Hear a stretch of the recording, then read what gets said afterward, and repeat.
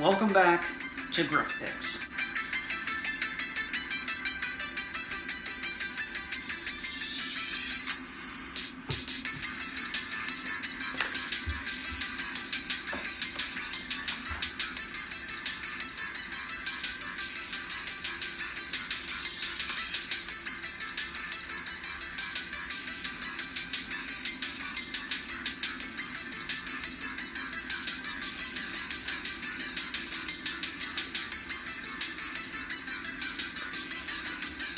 Hey everybody, it's Griffin, and like I said, welcome back to a very ghoulish and ghostly episode of Griff Picks. Alright, so let's just get right into what I've watched lately. In the Earth is the new Ben Wheatley film.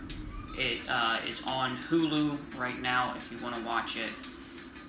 It was very interesting, original, and unpredictable. It had some very dark comedy in it as well that Ben Wheatley is kind of known for.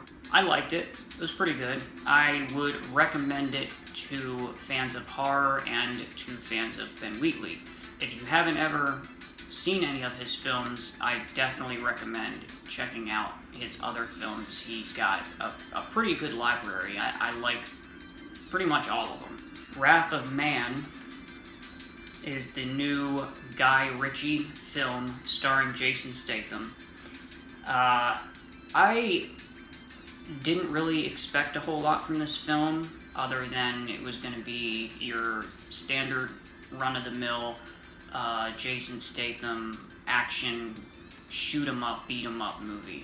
But this movie actually surprised me and turned out to be much more than that. It reminded me a lot of Heat.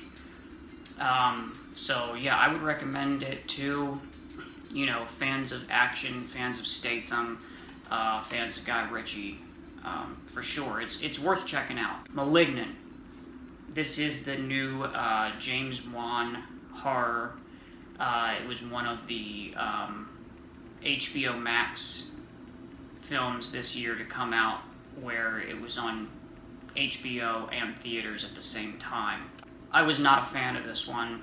I found it to be very predictable, very over the top. I thought the acting was bad, the effects were bad. It was just overall not for me. I know there was a lot of people out there that really liked it. I'm not sure what movie exactly that they watched, because from what other people were saying, it wasn't the same thing I saw. But I don't know. There is a group of people out there I know that like movies because they're bad, or so bad that they're good. I'm just not one of those people. Caveat. I finally watched this on Shudder. It's been on there for a while. It was very creepy.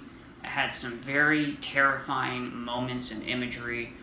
It was one of those movies that was more show, don't tell, which I appreciate, but it had a very short runtime, and I feel like they definitely edited down and shaved off quite a bit of this movie, and some things were left up for interpretation, and I just really liked it. I was interested and captivated by the story, and I would have liked to see more. So I kind of wish that they left some more stuff in that they might have taken out. Halloween Kills. I actually just saw this in the theater. I'm a huge fan of the original, and I really liked the 2018 direct sequel to that one. I'm a big fan of them doing this new trilogy. I'm a big fan of the team behind it. It's really cool that they have Jamie Lee Curtis and John Carpenter on board. But I was not a fan of this film, to be honest. Some of the characters were really over the top, and there was just a whole mess of exposition, and it just went in all different directions. A lot of scenes I felt just dragged on way longer than they should have. And then some of the filming in it was kind of strange. It was like some shots were like super up close, especially towards the end, and kind of showing you everything that you didn't want to see. I feel like this movie basically just did the opposite of the 2018 one. I feel like they had a winning recipe there, and they just went completely off book for this one. And so I would say for this one, if you're, you know, a horror diehard like myself and you have to see every horror that comes out, I would say you could definitely wait to rent or stream this one rather than rushing out to the theater to see it. I also recommend supporting theaters, especially right now, and supporting movies that you like and want to see more of, so take that how you will. I still can't wait for the third one, and I am very hopeful that that one will be more like the 2018 one and better than this one. Alright, let's jump right into some movie news now. By the way, I just want to mention, if you watched my Halloween hunting videos this year, I did try to go back out and do a third video, like I said I was going to try to do. I tried, okay? I really did try. It was just slim pickings this year, and I'm hoping it was just kind of an effect of, like, you know, the shipping and production issues that have been happening, and fingers crossed for next year. The Ghostbusters trailer came out. You can watch that right now. Still no original cast footage, though. There is a new Resident Evil live-action movie coming, and there's a trailer out there for that as well. The new 007 No Time to Die is out now in theaters. I haven't seen it yet, but I plan on getting out to the theaters to see that. Same with The Last Duel. The new Ridley Scott film is out right now, and I want to try to catch that in the theater, too. We got a full trailer for The Matrix 4, and the new Guillermo del Toro film, Nightmare Alley. Dune released in theaters and on HBO Max. The new full trailer for The Batman is out right now, if you want to check that out. And that will be releasing at the beginning of March 2022, while Jackass 4 release date has been pushed back a bit, as well as Terrifier 2 and Wolf Creek 3. They've both been pushed back to 2022. Sherlock Holmes 3 will not release this year, but no word on when it will, unfortunately. Okay, so what's new and what's on my personal watch list? On Shudder, we've got VHS 94, which I believe is the fourth entry in the film series, hence 94. The Medium, Dead and Beautiful, which I believe releases October 29th, straight to Shudder. On Netflix, we have Till Death, new Megan Fox thriller that I've heard good things about. The Guilty, Jake Gyllenhaal thriller. I believe it's like a one-location thriller. Army of Thieves, that releases the end of October and will complete Zack Snyder's Dawn of the Dead trilogy. That's pretty exciting. And then Night Teeth, which also stars Megan Fox in a supporting role, is like a vampire thriller. I'm really excited about that one. I can't wait to see that.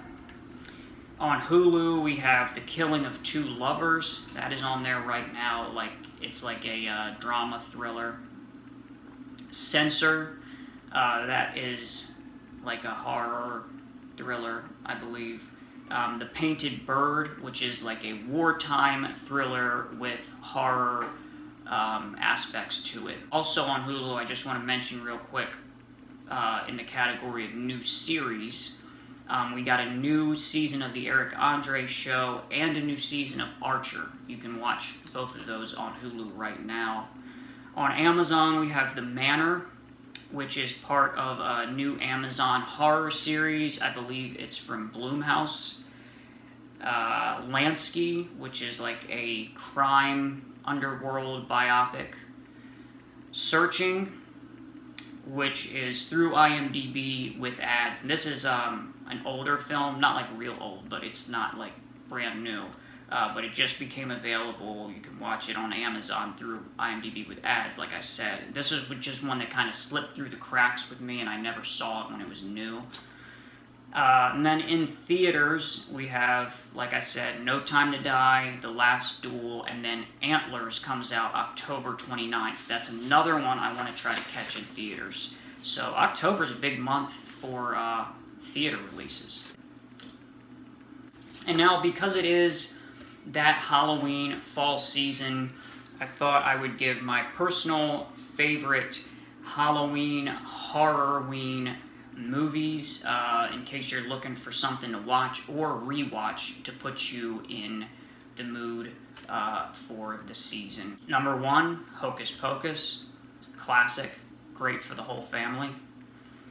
House of a Thousand Corpses, another classic, not so great for the whole family. 3 from Hell, which is the third in the Rob Zombie trilogy. The end of that film takes place in Mexico during like the Day of the Dead celebration. So counts as a Halloween movie. Sleepy Hollow, Tim Burton classic.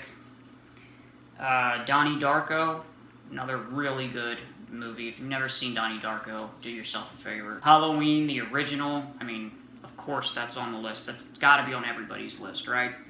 Then Rob Zombie's Halloween, probably not on everybody's list, but it's on mine. I love it. I really love his take on it. And then Halloween 2018, the direct sequel I mentioned earlier. And then the last one on my list is The Nightmare Before Christmas. That's right, you can watch it at Halloween, you can watch it at Christmas. It's just that type of film, and it's amazing. That's going to do it for this episode of Griff Picks. As always, thank you very much for watching, and I will catch you next time. Bye.